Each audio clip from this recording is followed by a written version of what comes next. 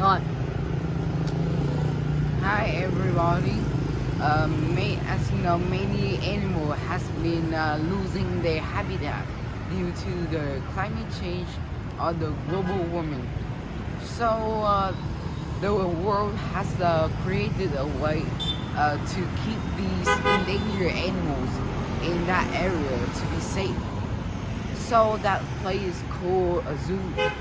But there's a controversy that the zoo are torturing animals and behaving animals very badly. And like many people has claimed that they are also a place to educate. So in this video today, we are going to find out the advantages and the disadvantages, whether to put the animals into that cage. So firstly, let's come to the advantages of zoo. So the zoo has like for many years has been educational part of the school, as many schools have a schedule and plan an excursion to the zoo to explore some animals, and for students to explore in life of these animals without not having the lesson at school. As I mentioned, that the knowledge that people learn at school is not practical, so seeing animals in life is very enjoyable for students. Also, the students can see how the trainers work with the animals, how they can feed with them, how they play with them, so that the student can do that again. Also, the zoo can be an economic part of the country, as the many tourists can come over and can see what's happening at this zoo. Also, there are many of the beautiful things. The environment is well cared, and the habitat is also be redecorated as well. Also, there are many types of zoo that people are not really care about, and just they mention the bad thing about zoo, which is torturing animals. But for example, in USA, they have the Cyrock Zoo that is very small, but contains small and pet animals, and really not and care about them very good.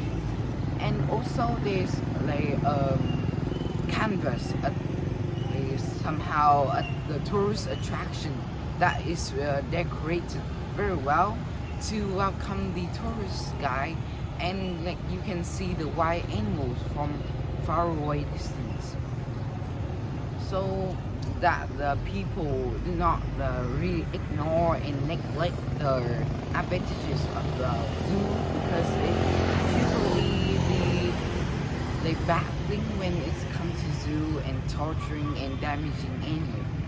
So why is that? So the disadvantages of the wild animals is that it can attack humans. When it comes to the zoo, maybe it's go wildly. So the first thing that the zookeeper do bad thing with animal is torturing them and damage them by not giving the tourists and the people who visit the zoo a welcome performance. Also, and so that they are not feed and also behave damages by not feeding them and leave them alone. Let's go into that, which is the case of the Siberian tiger, which is a feed not a feed to death. It's not feed to death, and be kept in minimum minimum degree, which is below 0.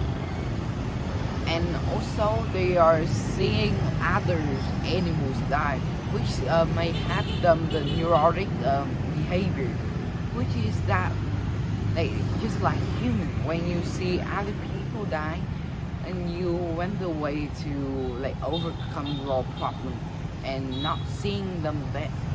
But in this case, there's difference. There's like, for example, an elephant can see other elephant dies because not having good performance, and so that they are like being having dreamt of being died like them, and so that they will have neurotic behavior, which is go wildly, go crazy, and that people cannot control, that attacking other humans. Also, there are some cases of killing other people because of the surplus animals that have been killed, because like they are breeding so much, and that the government have to like decrease the amount of animals getting born, and so that they have to get killed.